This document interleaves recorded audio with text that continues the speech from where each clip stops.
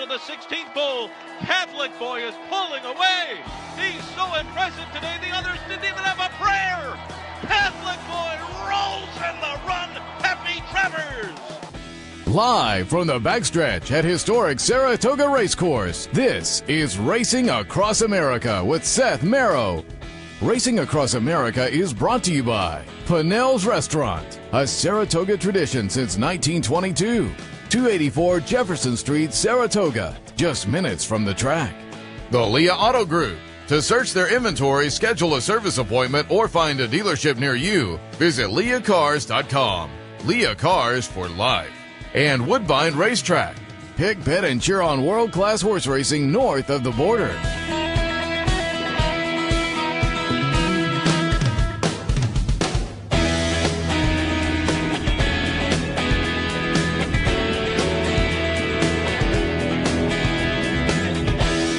Good morning and welcome to Racing Across America on this Friday morning. Again, live from Saratoga. A lot of activity on Clare Court earlier this morning on a beautiful Friday morning that promises to be a beautiful Friday afternoon. So if you have a plan to come to the track, today's a great day to do it. Coming up a little bit later on the show, Shawn Smeallie, Executive Director, Coalition for Horse Racing Integrity. We'll hear a little bit about their mission. Also a little bit later on, David O'Rourke, New York Racing Association CEO and President. We'll get kind of a halftime report on the Saratoga season so far. But happy to be joined top of the show by trainer John Kimmel. Nice little stakes win a couple of days ago. We'll talk about that and more. Good morning. Good morning. Thanks for joining us. Our man Mick, who bops around during the meet and gets some B-roll footage of the place, said you have one of the nicest barns on the grounds, lots of flowers and everything. So talk a little bit about where you are and how long you've been there. Well, I've been there about 25 years now. I basically started over on the Oklahoma in a very small barn. I came up with 9 horses. I was in New Jersey, and when I came up, we actually started out very well. I brought 9 horses up that season and won 6 races. So kind of got my name in the headlines a little bit, and one thing led to another. And actually, I've had some pretty good Saratoga meets over the years. I've won a meet here and lost a meet by one to Bill Mott, and it was due to a disqualification. I got taken down and Bill got put up, and I lost by 1. So. Oh, so the guy you lost to also got. Oh, yeah.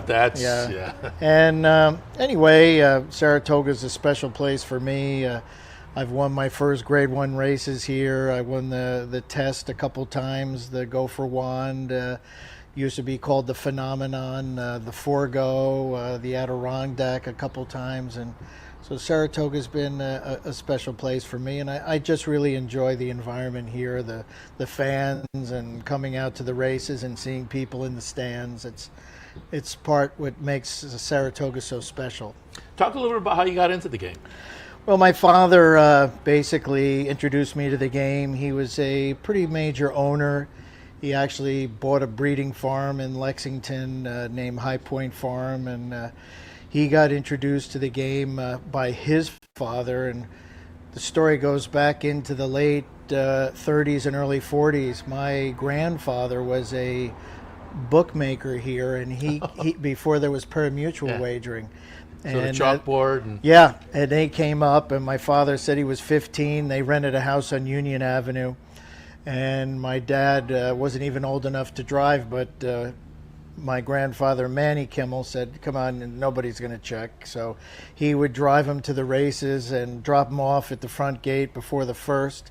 And then he took the car over to the Giddy in Putnam and hung out at the pool. And then Grandpa said, pick me up after the last. And he said it was a great time up here. He made, Grandpa this is, made a lot of money making book here in Saratoga when the stands were absolutely packed.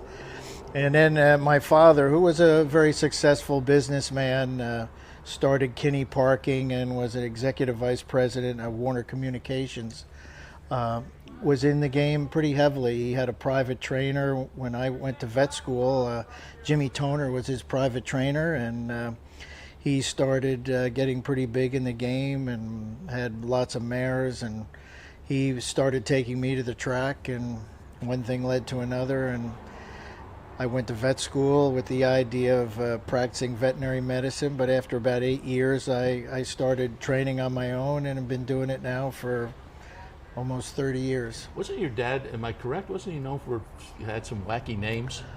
Well, that's an understatement. Yes, he's had some very controversial names over the years, which maybe might not be okay for TV.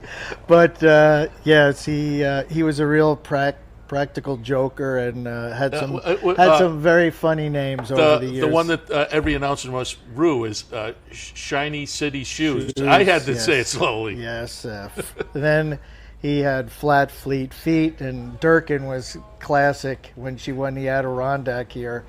He said, "It's Flat Fleet Feet in front in the final furlong." So, yeah, Durkin and him had a little thing going. He was always trying to come up with names to slip up the announcers. I remember all of those over the years.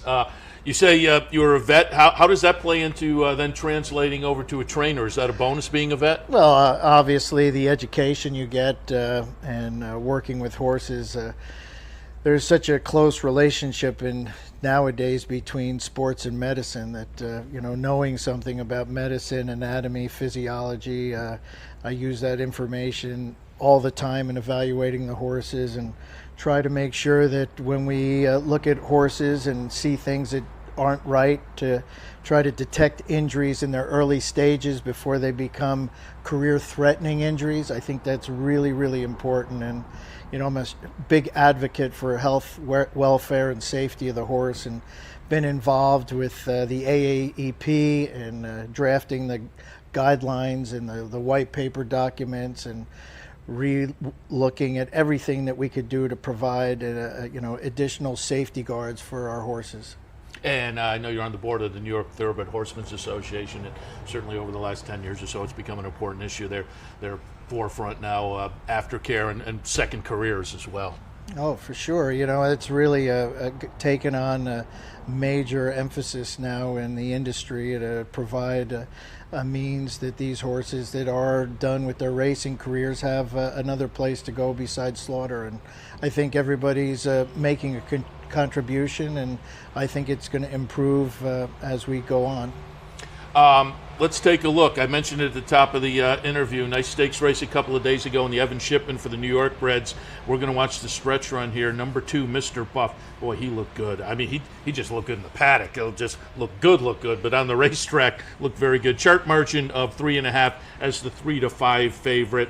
His game plan is kind of go to the front end, and he was sitting a little in a stalking position early, but as we see here, took the lead and pulls away. What were your impressions of Mr. Buff in the Shipman a couple days ago? Well, first of all, he did look great in the paddock. I thought he came into the race in great order. He's a very big horse, as you can see how much bigger he is than the 4-horse here. He's a massive 17-2 horse and weighs in excess of 1,300 pounds. And as I was watching them in the gate, I was wondering why his nose looked like to be below the doors of the starting gate. And and then the jock got off him, and I go, "What's going on?" Well, to find out later, he had actually put his left hind leg on top of the pontoon where the riders, where the assistant starters stand, and it got stuck up there. So his hind leg was stuck on there, and he was leaning forward trying to dislodge it, but they couldn't get it off. And Junior Alvarado told me they were very close to maybe even scratching him. So it actually took 2 starters. They took a strap, put it around his pastern of his hind leg. They pulled as hard as they could to get it up and disengaged and put his leg back down flat on the ground, at which time he was kind of confused what was going on. And he actually wasn't standing right when they sprung the latch, and he consequently missed the break. And for a horse that's been in front pretty much in most of his top performances, he found himself in behind 2 horses, one on his shoulder and one in front. So I was quite concerned at that point, what was going to happen, because when that's happened in the past, he really hasn't performed up to his potential. But he kind of sat there, found a little seam down the backside, got inside a Rosario and Seafoam, and the rest is kind of history. Maybe a new dimension. Yeah, it's nice to not have to be on the lead all the time. How'd he come out of it, and what might So far he looks good. He goes back to the track tomorrow. I didn't see any signs of any muscle pulls or damage to any of his body parts. And so far at this point, the plan was to pass on the Whitney, and thinking that maybe some of those heavy head horses from out of town, i.e. Mackenzie, might not come back again for the Woodward. So if he were to come out of this race in good order, I think we might pinpoint that race as his next start. I'm going to bring up a sore point. You mentioned the DQ that lost you a title a couple of years ago, and boy, you had a tough one a couple of days ago, a week or so ago here at the meet. Cristal, yeah, we'll watch that's the her stretch name. run here. Cristal. I want to watch the stretch run because it was a career debut, and we'll watch for her to come back next time. This was the career debut. Wins by a chart margin 2 1/4, but winds up getting DQ'd. So, Cristal, talk about that one, and talk about. I'm guessing it's part of the game, and you have to kind of moderate your emotions on things like this, but boy, it's tough. 41-1, I believe. 41-1. I mean, I think there was a little bit of grandstanding on Jose Ortiz's part here. His brother kind of bumps him a little bit there. This horse obviously runs by them very fast. As a matter of fact, she's absolutely clear of him. Look, she's already passed him, and he goes to check. She's already passed him. There was no chance of any kind of contact, any clipping heels.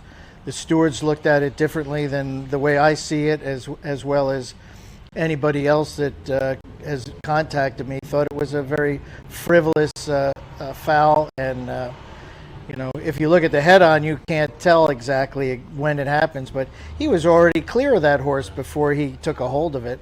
And anyway, the long and the short of it is, at this point, they took her down. She thinks she won, and we'll have to kind of figure out that she's a maiden winner. And I thought it was a very impressive last quarter. She ran the last quarter in 22:11. It was clearly a nice performance by a debut runner. Is there time to maybe see her again at the meet? Well, sure. I think I have to look at this is that she did break her maiden. I think she's been the most impressive filly, 2-year-old filly to run on the grass.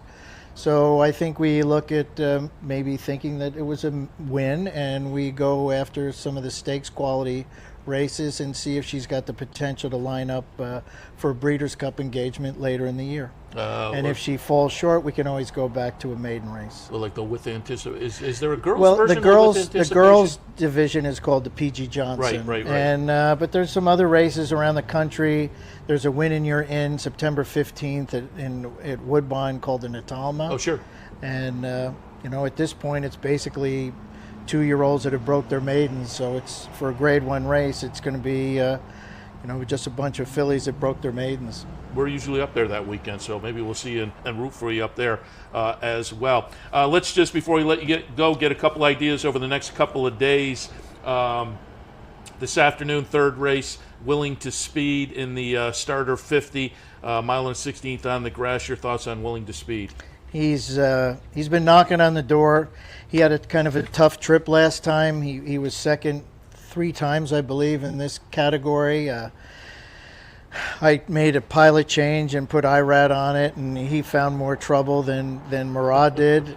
And then he jumped ship on me, even though the jock said, really, he'll beat these horses. But the agent felt that he had a horse that might be a better mount for him. So I let him off, and I put Raj back on. And Raj had a nice win yesterday, and hopefully he can kind of get his game going. But I think the horse, as well as the rider, are all doing really well, and I'm expecting a good run out of him today. Another first-time starter tomorrow in the 5th race, maiden special weight, Famished by Uncle Mo, $375,000 purchase in May at the Fasig-Tipton sale. What are your thoughts on Famished tomorrow in the 5th? I love this horse. It's a loaded 2-year-old race. Saturday, anything Saratoga. can happen. He's not really the quickest gate horse, so I'm sure he'll get outfooted the first quarter. But this is a very, very special horse for me and my best estimations. And he worked with Cristal a couple times, and even though it was on the dirt, he was very much easy for him to work outwork her in the mornings. So yeah, I know you're talking two different surfaces, and sometimes it's hard to compare, but that was one of the reasons I switched her over to the grass, because he basically played with her when they worked together. And he's a beautiful made horse. He's a nice sound horse. He's got a good mind, and I'll be interested to see. I think that race will probably have 2 or 3 good stake horses come out of that race. And the other division, they tell me there's a couple bears in there, including that horse Godzilla of the Flatter colt. So anyway, I'm looking forward to seeing him run. I hope he makes my enthusiasm justified. 2-year-olds at Saratoga on Saturday, always tough spots, but we wish you a lot of luck, and certainly congratulations again. Nice performance by Mr. Buff. Maybe we'll look for him at the end of the meet in the Woodward, and again, look forward to maybe seeing you up at the Woodbine and the Natalma as well. Yeah, that might be a place we could meet up again. Absolutely. All right. John Kimmel, again, continued good luck at the meet and beyond. Beyond. Take care. Thanks, Seth. All right, we'll take a break. When we come back, more on this Friday edition of Racing Across America. Stay tuned. Thanks. Oh, no Appreciate problem. it. That was great.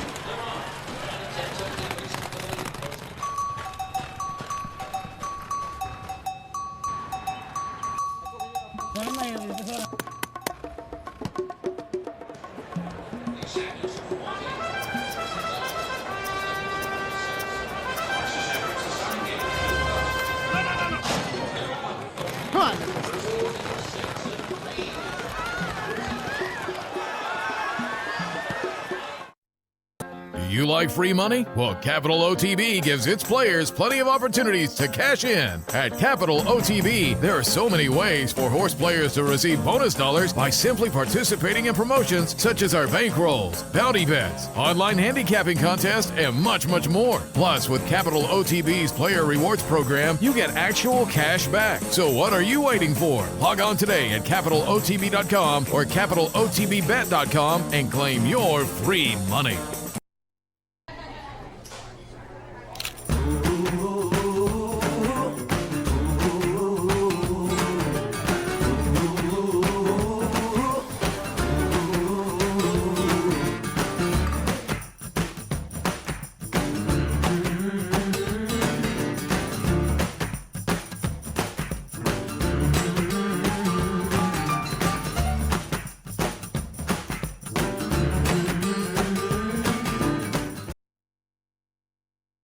Welcome back to Racing Across America. Again, thanks to John Kimmel. He was on his way over to the turf course. Those turf works, you got to get him in when they give you the chance. He had a horse working at 10:30, so we appreciate him coming in for the 10 to 10:15 segment. Now we're going to preview a little bit of Arlington tomorrow, because, again, Arlington Million Day, that'll be part of also the Saratoga live broadcast on Fox MSG, and offers a lot of opportunities wagering-wise that are annually very intriguing. So we'll talk a little bit about that. Bottom of the hour, David O'Rourke from the New York Racing Association. And again, a little bit later on, Shawn Smeallie, Executive Director, Coalition for Horse Racing Integrity. He was part of that presser the other day over at the race course with Paul Tonko, talking about his horse racing integrity bill. So we'll get some updates on that also. But as I say, in this segment, wanted to jump in and talk a little bit about what's coming up in Chicago tomorrow. Arlington Million Day, annually one of the big days on the racing calendar. And let's take a look first at what's coming up in the Arlington Million itself. Grade 1 event, and as the title indicates, $1 million up for grabs, 1.25 miles on the grass. Fun field. I mean, we have last year's winner in here for Chad Brown. Robert Bruce comes in off a second-place finish in the Manhattan. Second place finish too, Bricks and Mortar, who probably has a little bit of an edge in here. But Magic Wand, a couple starts back, good second in a Grade 1, Group 1 over in Europe. Last time, well beaten by Enable. Bricks and Mortar also in here. Hunting Horn, who in the last 2 starts has been behind Enable, has started in this country already this season, ran 4th, pretty good 4th in the Man of War. Last year an 8th place finish in the Breeders' Cup Turf, though. Again, maybe signals, it used to be the Europeans coming over were kind of like a given. You went right in that direction. Maybe not so much as in prior years, and one of the reasons for that, the horse I mentioned earlier. We're going to take a look here at the Manhattan from June 8th, and Bricks and Mortar, the winner. Robert Bruce, second. Bricks and Mortar is going to be the number 8 horse in here. Robert Bruce, the number 3, runs second. And again, they're both in on Saturday in the Arlington Million. And Chad's Bricks and Mortar just looks, boy, I mean, again, you used to always tilt towards the Europeans, but the way this horse is running this year, he just kind of dominates, despite some nice Europeans coming over for Aiden O'Brien and others. Bricks and Mortar, that win was very nice. The win just before in the Turf Classic down at Churchill, the Munoz at Fairgrounds, and the Munoz win and the Turf Classic at Churchill, both, it was like the horse knew where the finish line was and just got up in those 2 races. It was kind of a heart-stopping scenario that you thought might be building up for him this season. But as you saw there in the Manhattan, managed to kind of comfortably get it by a chart margin of over a length. And so just coming in good form. 4 starts this year, 4 wins after a little bit of an abbreviated 2018 season, which really was more the beginning of the 2019 season. Had been off from October 2017 until late December of last year. And as I say, it really wasn't a 2018 so much as it kicked off the 2019 season, a little optional claimer down at Gulfstream, and then that Pegasus World Cup turf race, and subsequently the Munoz, the Turf Classic, and the Manhattan just comes in good form. Win streak of 5 starts now, 5 starts, 5 wins for Bricks and Mortar. He's going to be the one to beat. He's going to take the action pretty clearly in there, and we'll see what he can do. Again, against last year's winner, who was a barn mate, and some Europeans coming over that have some potential, but he just looks so freakishly good. I think it's going to go through Bricks and Mortar. Second race we'll take a look at is the Secretariat. It's always kind of fun. It is the 3-year-olds on the turf. If you listen to me enough, you know that I like that subdivision of runners, 3-year-olds on the turf. There's a series of races that start early in the year and continue, and this is one of those. Secretariat is a Grade 1 event for $500,000 a mile on the grass. Van Beethoven comes in off some tries in Group 1 company over in Europe for Aiden O'Brien. Now, they were 6th, 7th, and an 8th in the last 3 starts, but again, this horse was facing top competitors over in Europe in Group 1 competition. Never No More, also for Aiden O'Brien, won a little stakes race over in Europe last time, but it was ungraded, so not quite sure what to make of that. Fog of War showed some ability early on and now has gotten back to that. But while we talk, going to take a look at the American Derby. Faraway Kitten, the number 3 horse, is going to get it done for Mike Maker. The American Derby being kind of the prep race for this Secretariat. So I think Faraway Kitten is a little bit interesting. Again, with the win over the course, number-wise might be a little bit light, however. Fog of War, Valid Point, the 2 Chad Brown runners probably have a little bit of an edge in here as far as the numbers, and that's probably the way the betting public will go. But again, with the win in the prep race, the Ken and Sarah Ramsey horse is a little bit interesting, Faraway Kitten. And in the Bev D, it's going to be Sister Charlie that will take some action coming out of a win in the Diana most recently up here at Saratoga. So again, that Beverly D, also a great Grade 1 race on the card tomorrow, with Sister Charlie coming in from a Saratoga start to be the probable favorite tomorrow at Arlington. So again, great card at Arlington as well as nice card up here at Saratoga. Just wanted to preview you on that a little bit. All right, we'll take a break. When we come back, David O'Rourke, CEO and President of the New York Racing Association, will get a halftime report here at Saratoga right after this. Stay tuned.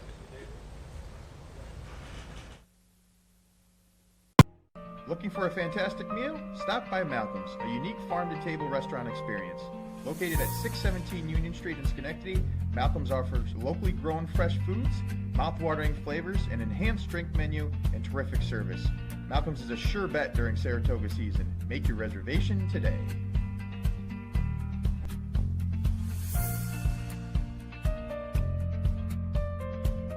In a recent study of some of the top online wagering sites, Capital OTB won big in total player rewards, far surpassing some of the best-known wagering sites in America. While other rewards programs simply offer you points redeemable for gift cards, Capital OTB's rebates are paid to you in actual cash. Plus, Capital OTB gives you full and immediate access to your money. So if all you're getting now are points and gift cards, join Capital OTB Player Rewards today and get cash back. Visit CapitalOTBBet.com and sign up today.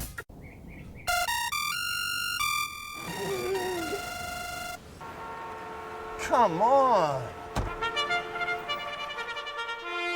I want sales reports on my desk by Monday. Oops. My bad. Love racing? RTN brings you every live simulcast on your home television, plus live video streaming and race replays on your PC and mobile devices. To order, visit rtn.tv. RTN, a breed apart. Welcome back. As promised before the break, joined now by David O'Rourke, CEO and President of the New York Racing Association. Good morning. Good morning. Thanks for having me. Happy to have you. Wanted to have you talk a little halftime. We've just passed the halftime point, and so I wanted a little update, some of the numbers and whatnot. Should start out saying first half of the meet, there were a couple of sad moments. One just a couple of days ago, Carmen Barrera, longtime director of Horsemen's Relations, passed away unexpectedly. And as I came to the track yesterday, boy, a lot of people were talking about remembering her. And I think fans might not realize it, but saw her off and down in the winner's circle. So you have somebody around like that for as long as she was around, the institutional memory and whatnot. Surely she will be missed at the New York Racing Association. Yeah, it's been a tough year. We've lost two great women in racing this year. Carmen was part of the fabric of this place, and someone that I actually personally learned a lot from. Sometimes 40 years. She's part of the history of this track. That's why I say the institutional memory. You alluded to it as well. A few weeks ago, middle of the day, the announcement, I think, shocked a lot of people. Mary Lou Whitney passed away, and it was nice there was a moment of silence and the crowd applauded. The conversation in the next few days from everyone, the news media and the people, and I think a lot of people didn't realize how important she was, not just to the track and racing, but to the community as well. And I applaud Nyra. You were very nimble and turning around quickly and making Whitney Day kind of a memorial to her. And then I think we have a shot, the clubhouse entrance area renamed the Mary Lou Whitney entrance. So a fitting tribute to, again, the word gets bandied around often, but with her, icon fits. Mary Lou is the queen of Saratoga, no doubt. No doubt. But getting back to the numbers, where we are, we're doing well. Halfway through, we're up 320 versus 313. We lost a day. Actually, we lost a day and a half. Yeah, a day and a half. And as you get into August, it seemed like August came a week early with the Jim Dandy weekend, and everything's rolling along, and the weather's cooperating, and that's the key factor for us. Is if we could stay on the turf, we're going to have a strong meet. It's half an outdoor venue, so everyone's a lot happier when it's not raining.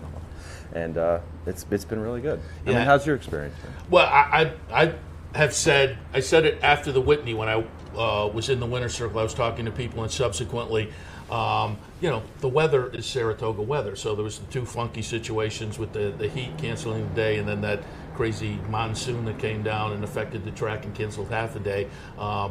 But you subtract that and look at the racing has been phenomenal. And McKenzie and Covfefe and Concrete Rose, Sister Charlie at the beginning of the meet. I mean, we've had some monsters on the racetrack that have kind of validated what we expected. So the racing's been fabulous. Yeah, it's been really good. It's been strong. We're looking forward to the Travers coming up. Bob's coming back with another good horse. It's going to be a great day. And, what can you say? It's Saratoga. Yeah, talk about, I mentioned Whitney and McKenzie and Covfefe on the racetrack, very good. But, man, you guys knocked it out of the park handle-wise. That was a record on Whitney Day. Yeah, it was, right? Yeah, it's, those days are getting stronger every year, too. I'm curious on what Travers Day is going to bring this year. Because you kind of hit, I don't want to call them plateaus, but you get past 30 million. It's tough. It's tough to do a $30 million day. And then, Travers, you're looking at 50. What's the next step on that? We want to find out. We stacked a lot of races on these days, so we have put our chips on the table in terms of the event structure. Yeah. And it's got to pay off. Yeah. Traverse Day, a great day of racing, and as I say, Whitney Day also with the 2 performances. But looking forward to the 3-year-old, which have to sort themselves out. So I think that's going to be a lot of fun on Traverse Day. Let's talk about some of the changes up here this year. And again, halfway through the meet, what your thoughts are. 1863 Club opened up. I was in opening day for lunch, enjoyed it. It's a great venue. We have a couple of shots, I think, that show the new venue. You're right on the rail. You can step out after you eat lunch and get right on the rail and watch some of the races. You're right on the trail out from the paddock to the track, so you can watch the horses going to the track as well. So you can see the upper 2 floors balcony. So great venue to watch the races from. What's the experience been from folks over the, again, first few weeks of the meet? The feedback's been really good. We've been surveying customers, so we're getting an idea of what they like, what they don't like. It's, we opened it up, the paint wasn't dry. Literally. So, we've worked through the operational hiccups in the first few weeks. There weren't many, but they're mostly behind the scenes. And it's interesting operating a building like this because you've got a brand new building next to, I don't want to call it an ancient building, but a historic building. Yeah. And it's so much different on how they'll operate and the efficiencies that you can gain out of a building and the experience that you can deliver. We're really happy with it. It fits in. I mean, from this side, once you step out, absolutely. The aesthetic works. But yeah, it's a good investment, and it's going to be here a long time. Yeah, it replaces the tent and those trailers, but it brings the facility into a 21st century kind of mode because it has the boxes up on the top floor. Yeah. Had Sal Cumin in towards the beginning of the meet. He had one of those boxes, and he liked the experience. And I think, as I say, it just matches up with 21st century sporting venues. Yeah, and then walking across from the box section into the building on the second floor across that bridge, it's kind of a cool experience. And one of the things we're looking at is like, how do we liven that up even more and make that part of, because when you're at a track, at least for me, I like to move around a little bit. It's a long day. Yeah. So, we might play with the format a little bit. We're going to have fun with the building. And then there's some potential for this building on the off season. Oh, yeah, very good. It's kind of a unique venue. It's a medium-sized venue. We might be able to help bring some business into the area for things that, there might not be something that fits for what they're looking for.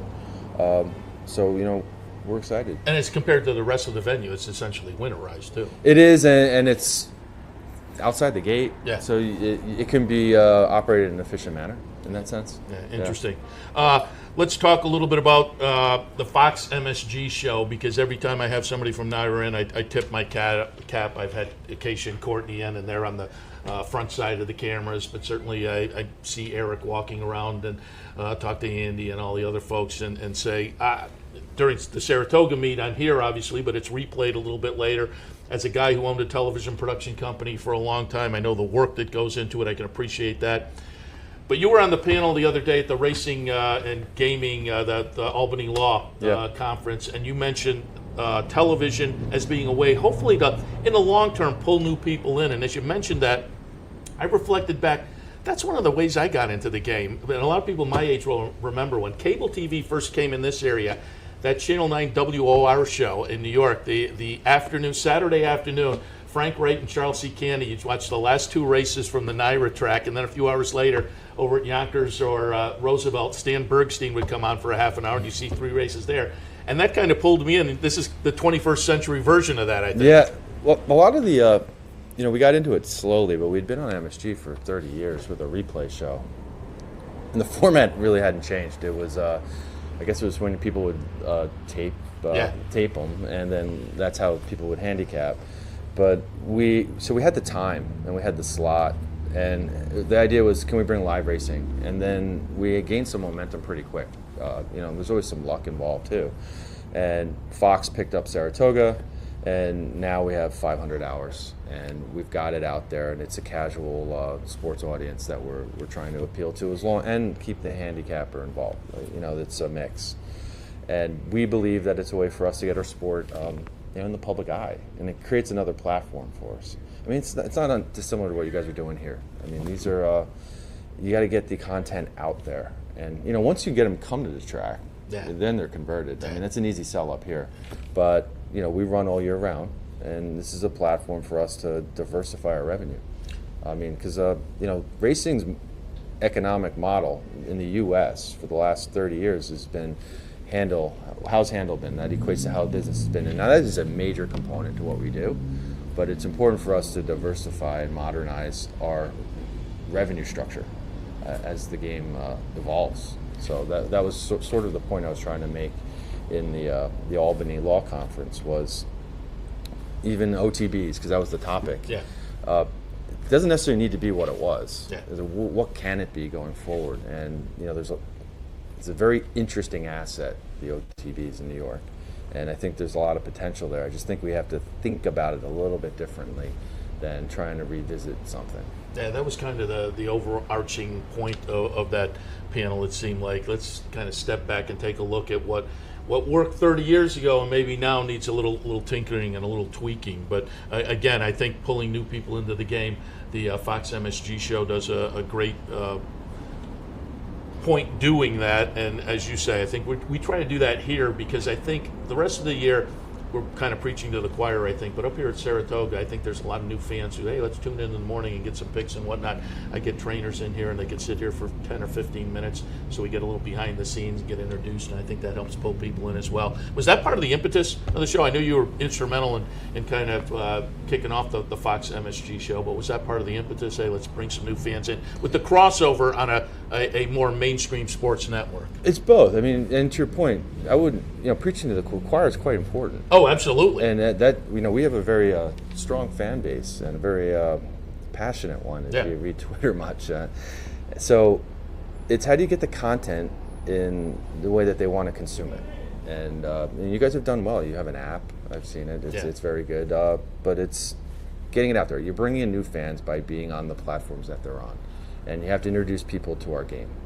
It's a very simple game in the fact of, who's going to win, but the betting, there's the nuances. It's layered. So I think what we're doing with that format is we're introducing it in a way that's palatable to somebody who's not familiar with some of the vernacular that we can throw out here and there that they wouldn't even understand what we're talking about.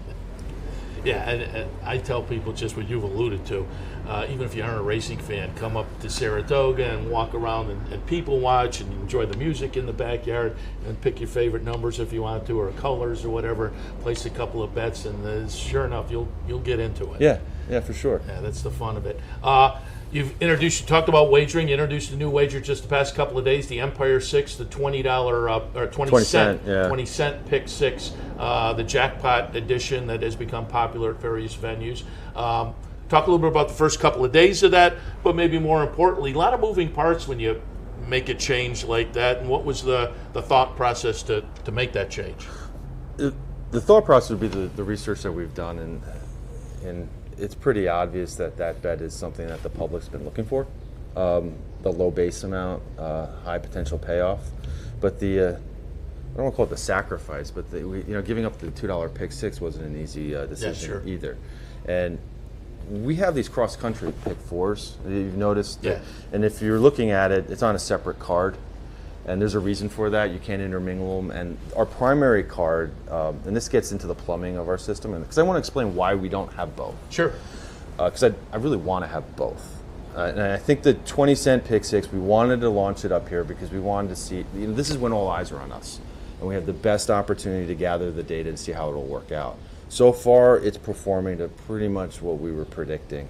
I think 129,000 in the first day. So it's funny. The handle was pretty identical to 2 days. Yeah, and in fact, I thought it was a typo. But it's roughly double the non-carryover what we would expect on those days. So that's a good thing. And it's a 20 cent bet, so the entry point's lower. More people can get involved. But the $2 pick 6 is a kind of a high stakes poker game in the way we view it. So going back to the separate card, our normal card through the tote system is automated. So everything that's supposed to occur occurs seamlessly. When you have a separate card, it requires a higher level of operational diligence on it. So to add another separate card bet like the $2 pick 6 to maintain it would have there's slight operational risk involved. So what we're doing now is working with the tote company to automate that. And I really want to bring that bet back because it's a cool bet. It's a high stakes poker game. There's a very specific client for that. But we we decided it wasn't worth the risk of messing one of them up, to be direct. So there is the possibility that at some point both could go.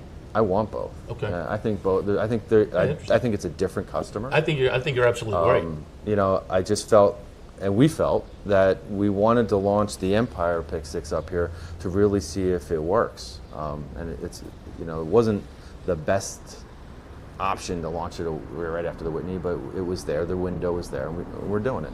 We have to try things. Sure. I mean, that's really what it comes down to. No, I agree completely. I think the racing industry, just in general, is kind of slow moving. So I love it when there is kind of, hey, let's jump in and see what's what and kind of make some decisions. And as I say, the people out there may not realize, but there are a lot of moving parts to these decisions. So you really have to take your time in making those decisions, because it does affect a lot of the different aspects of the game.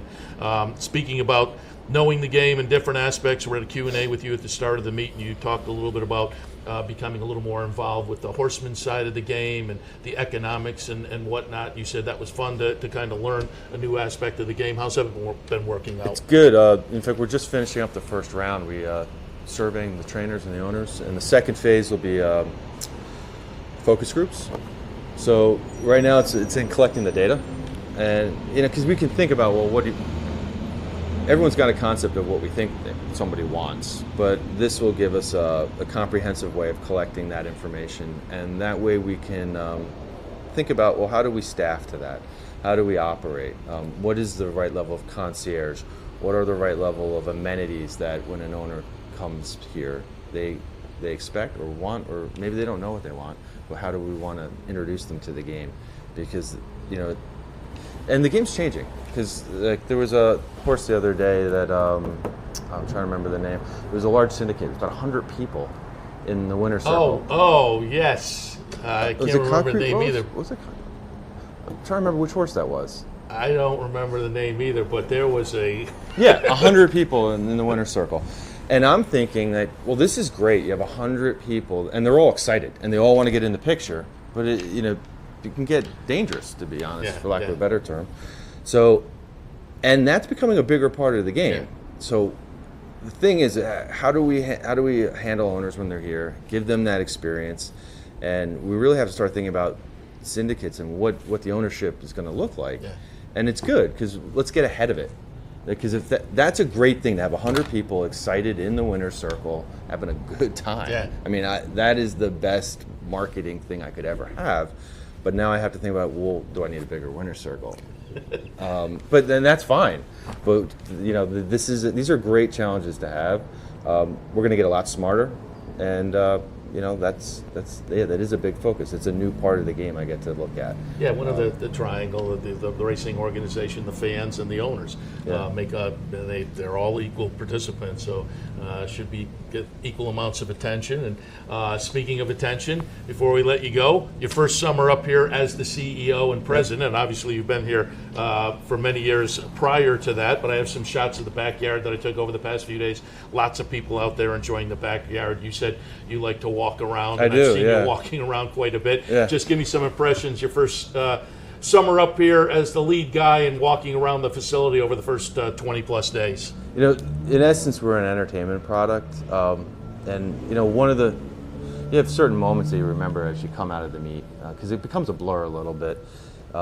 Whitney Day felt like almost 2 days. Like the governor came up, we had a great time. Yeah. He actually won his bet, which was cool. There's a great picture of him holding up the winning ticket. And then you have one of our largest race days right after that. And around 3 o'clock that day, and I didn't know what the attendance number, but in my mind, I looked around, there's like 35,000 people here, all having a good time. Yeah. How could you not have fun? In some ways, I feel like I got the best job in the world on moments like that. It's Saratoga, like people are here, it's racing. Even going back to that Albany Law Conference where people, there's a lot of can it survive type. Come out here on a Saturday and tell me this can't survive. It's something to behold. It's awesome. Yeah, one of the questions, one of the audience members said, how do we bring new people into the game? And you kind of said, come over here. Bring them to Saratoga. You'll see plenty of them right over here. And as you said, you come here to the racetrack once and you're kind of tied in forever, and certainly this is kind of where I cut my teeth years and years ago. And again, I think the Fox MSG show does a great job as well, kind of evangelizing in it to a much broader, across the country kind of audience. So hats off again on that. David O'Rourke, President and CEO of the New York Racing Association. Again, just wanted to get a halftime report, and it seems like at halftime we're in pretty good shape. Yeah, it's pretty good. Yeah. Thank you. And so congratulations on the first half. Good luck going forward, and down at Belmont and Aqueduct as well. Appreciate the visit. Thank you for having me. All right, we'll take a break. When we come back, more on Racing Across America on this Friday morning. Stay tuned. Thanks, man. Where's the best place to find your favorite teams, your favorite food, daily drink specials, and wagering on live horse racing? Legends Field Sports Bar, 711 Central Avenue, Albany. Get your game on day or night with 75 flat-screen TVs, tournament-style pool tables, a private banquet room, and live horse racing. So if someone asks you, where's the best sports bar in the capital region? Tell them Legends Field Sports Bar, inside the Clubhouse Racebook, 711 Central Avenue, Albany. Birdstone is an outside front. They're coming down to the finish. Can Smarty Jones hold on? Here comes Birdstone. Birdstone surges past. Birdstone wins the Belmont Stakes. In front, but here comes High Chaparral. High Chaparral, the defending champ, to take it to Bob Bob. These two arch rivals head to head with Joe Hart bearing down on them. It's going to be a 3-horse photo finish of the turn. Here's the wire. Photo finish. What if there was a way to become a better horse player, to have a better knowledge of the game, to be more successful? What if there were a way to take what you've learned, what you know, and make better decisions, better choices? In horse racing, knowledge is a powerful tool. Race results and replays, past performances and live streaming, wagering from all your digital devices. Capital OTB. Become a better horse player.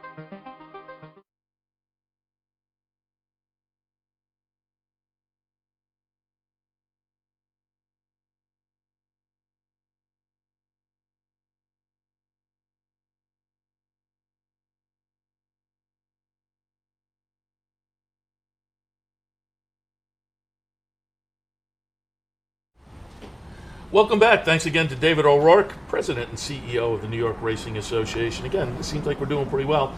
Just past the halfway point up here at Saratoga, despite a little bit of funky weather, but Handle is in a good spot. And again, Empire 6 is underway. The Fox MSG show clicking along nicely. So far, so good. And with the weather like this, if it continues, it's only going to get better.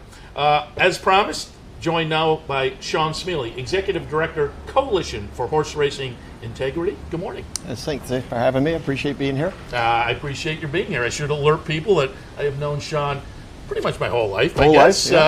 Since we were like in that, 9 to 13-year-old running around kid group that was at the local swimming pool. You went to the other high school. I went to the other high school. But in a place like Amsterdam, plenty of crossover, siblings of similar ages. Yep. So and we all shared one common thing, which was love for the racetrack. Love for the racetrack. Me, I wind up the degenerate here handicapping horses on TV. You were down in Washington and worked in the Senate a few administrations ago in the White House for a while, but now with the Coalition for Horse Racing Integrity.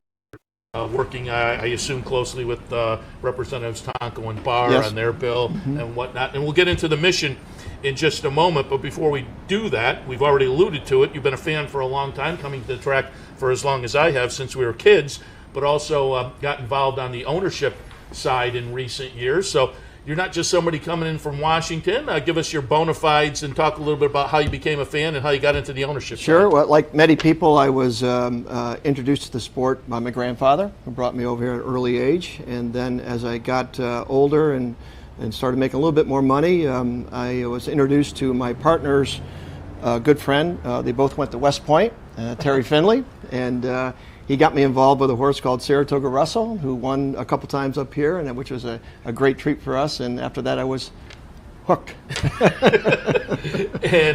But it's okay. Yeah, it's a good thing. There's a good end to the story. Well, not the end. Good, hopefully middle portion. Because you were in the winner's circle earlier at the meet. So, hey, winners always like to watch the races again. I pulled up the replay. Start of the meet, number 1 Originator gets it done for the folks at West Point. I think we also have a shot of the winner's circle photo where I think I picked you out standing right behind Terry Finley, but you can see the black and yellow silks there of Originator. What were your feelings here early in the meet to be able to get into Well, right here it was spectacular because it looked like he bumps the horse, but then he makes two great moves right here to pull away from a very fast approaching 8-horse.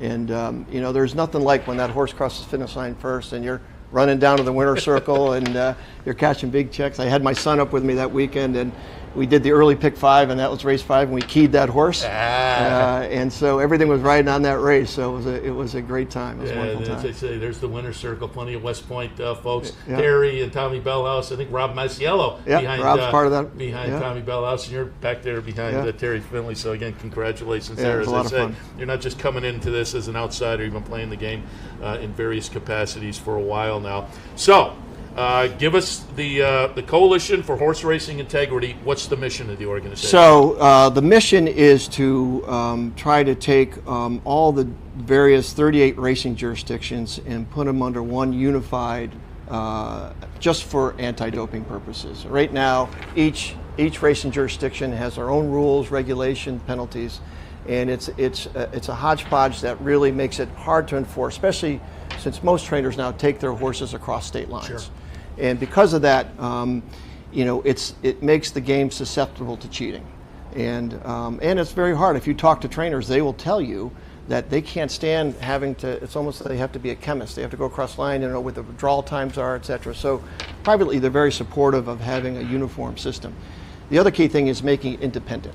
So right now, some states have some restrictions on conflict of interest, but most do not, and so. That really shows itself in the penalty phase. So if a trainer is caught either cheating or have an overage on a therapeutic drug, it's usually a slap on the hand. And or if they do something really bad, they can just take their tack and move to another state. And so that's what this bill is trying to get at. The whole thing on any great or good anti-doping program has to have deterrence as its main key. I also do work with the U.S. Anti-Doping Agency, which would be brought into this effort. Their biggest deterrent is that they have out-of-competition testing. And right now, there's less than 1% of the tests for horse racing is out of competition. For human athletes, it's 60%. So you can imagine if you are thinking about cheating as a human athlete, you're going to think twice because a tester can show up at your door any moment. In racing, it's an IQ test.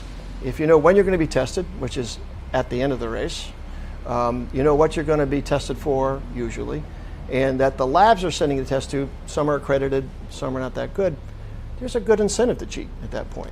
And also, there's also a culture. What happens is if you think the other guy's cheating, you're going to be able to rationalize the ability to think, well, if he's cheating me, I should do a little bit too.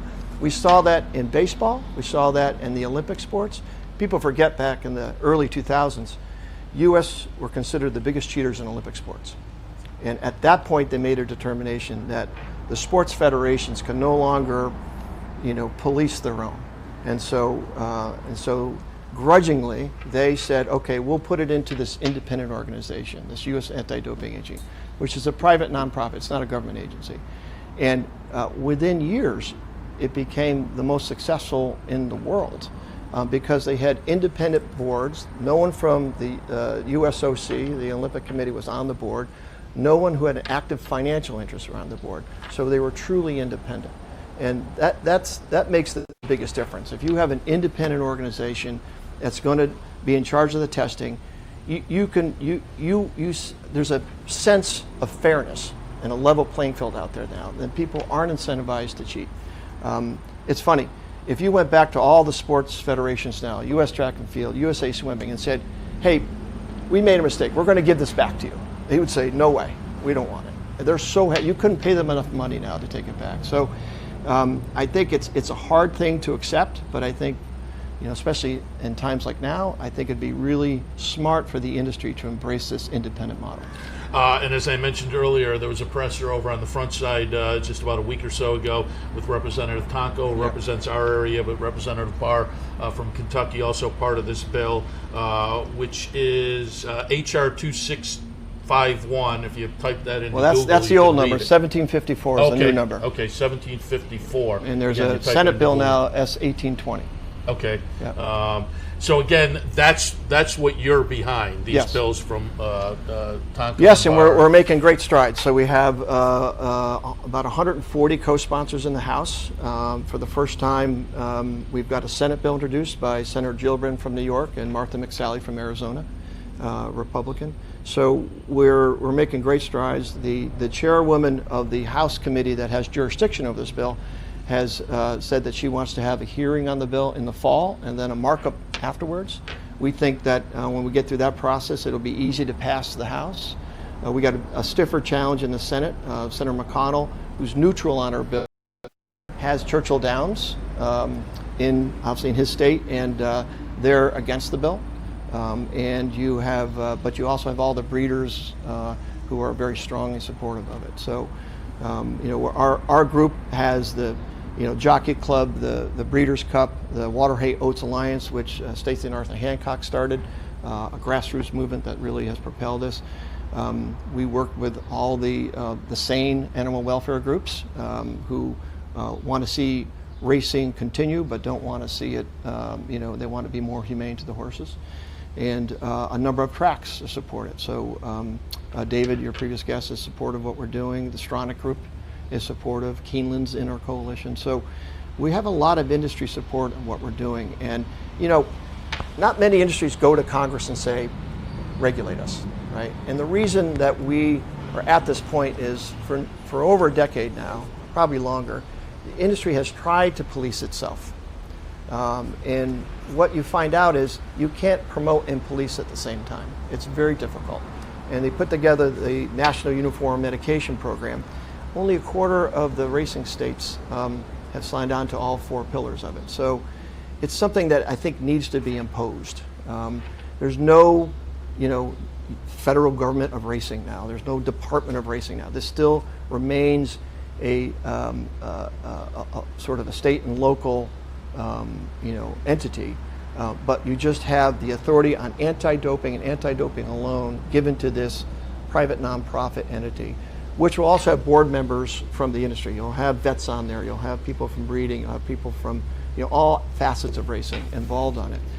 So we think, we've spent a lot of time putting this bill together. We think this is the answer that will solve this problem.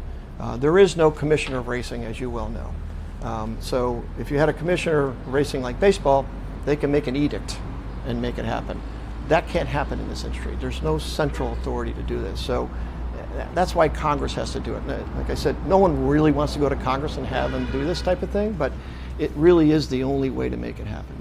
You've kind of alluded to it. I mean, there's a split in the industry. There are horsemen and groups that are for the integrity bill. There are horsemen and groups that are against it, and a lot of them, you've kind of alluded to this, a lot of them say, do we want the federal government overseeing what we do? A lot of people have said it would be nice if racing had a racing commissioner, but this doesn't really address a racing commissioner type of thing.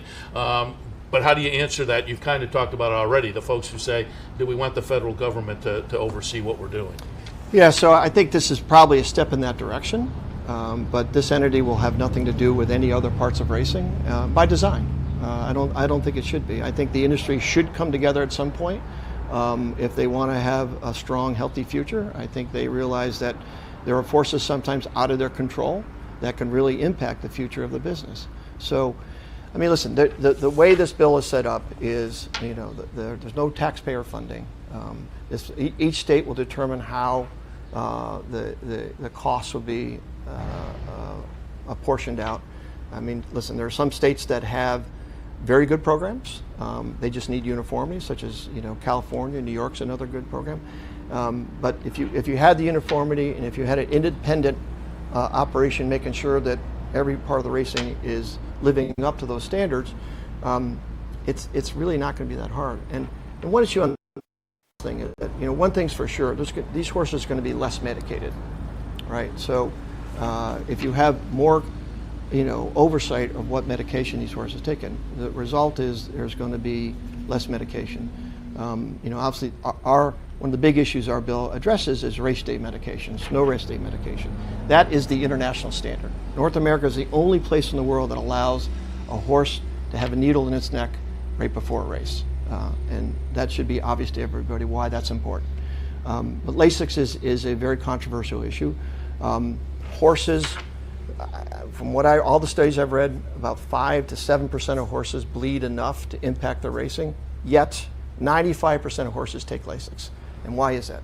Because it's a proven performance enhancer. You lose 30 pounds of weight, a horse runs, and if you're a trainer and your horse isn't a bleeder, but you know the 2 horses next to him are taking Lasix and they have a 30-pound weight advantage, you're going to give them Lasix. I mean, that's just common sense. And yes, horses do need Lasix. Some horses do, but Europe and other places have found ways to get to do it without sticking a needle in their neck. And I think that's where we should go. That will bring more integrity back into the game. Obviously, that's a big sticking point with the number of trainers, but I think you'll see that's changing a lot. You may see pretty soon a number of prominent trainers come out in favor of our bill. A lot of former racing commissioners have been supportive of what we're doing. So I get why no one likes change, right? No one likes change. But if your sport is in a state of crisis, it's time to look inwardly and think, what are the things we can do? To me, this is an easy one. Well, you say state of crisis, and that was going to be my next question. Given what we've seen in California earlier this year, which obviously has affected the racing industry as a whole, will this impact that in a positive way? Yes, most definitely. And here's how. Right now, there's almost no regulation of therapeutic medications while horses in training. So all these horses out here right behind us, we have no idea what kind of bute they're taking for it. We know how much can be in their system by the time they race, right? But we have no idea, that month or two when they're not racing, what's in there. And what can happen is if a trainer wants to get his horse ready, maybe they juice up the bute. Horse runs thinking it's healthy, extends itself. A good portion of the breakdowns at tracks happen in the training. Almost every horse is on the track at some point. So I think this will directly address that because it'll give this new horse racing anti-doping authority the authority to, without a competition testing everything else, to monitor and limit the amount of therapeutic drugs that go into a horse, and obviously any of the performance enhancing drugs too. The website horseracingintegrity.com, so people can go there and get some more information. As you say, the bill number 1754, type that into Google and people can read for themselves. Yeah. As I said, I looked at the previous bill before, and there's a little summary there that people can just get the summary of if people want to learn more about the Horse Racing Integrity Act as well. Right. And anything that you would advise people to do if they're invested in the issue? Yes. If you care about the future of racing, please contact your senator, congressman. In the Capital District, you got a great champion in Paul Tonko, who's already leading the way. But encourage your friends and other people from across the country to get them to co-sponsor this bill. We'll get this bill through. And I think we'll look back in 3 or 4 years and say this was the right thing to do. Shawn, appreciate the visit and the thoughts. As I say, there are different camps on this, and we'll see how it works out. As you say, it looks like things will progress down in Washington over the next few months, so we'll certainly be watching. And as I say, people can check out more horseracingintegrity.com. Appreciate the visit and the thoughts on the act, and also congratulations on the winner, sir. Yeah, thank you, man. I appreciate it. Shawn Smeallie, Executive Director, the Coalition for Horse Racing Integrity. Thanks also earlier to David O'Rourke from the New York Racing Association and trainer John Kimmel. Friday morning Racing Across America in the books. Don't forget, we're back tomorrow morning, Racing Across America. That's it, not Racing Across America. Brian Nadeau on with Saratoga's at the Spa and the Handicappers Report at 9 a.m. So kick it off at 9 with the Handicappers Report, Brian at 10 tomorrow on a good Saturday here at Saratoga. All afternoon long, Mike Callahan will be in with the cut-ins for the bankroll, so stay tuned for that as well right here on the network tomorrow. Today, beautiful day at Saratoga. If you don't have plans, head up to the track because it's going to be a gorgeous day with some great racing. Hope to see you up here as far as the network. We'll see you tomorrow morning. You've been watching Racing Across America with Seth Merrow. Racing Across America has been brought to you by CapitalOTBBet.com, the premier online wagering site in New York State. CapitalOTBBet.com. Sign up today. Pannell's Restaurant, a Saratoga tradition since 1922. 284 Jefferson Street, Saratoga, just minutes from the track. The Leah Auto Group. To search their inventory, schedule a service appointment, or find a dealership near you, visit leahcars.com. Leah Cars for life. Woodbine Racetrack. Pick, bet, and cheer on world-class horse racing north of the border. And the new Capital OTB mobile app. Wager anytime, anywhere. Download it free from the iTunes Store or Google Play.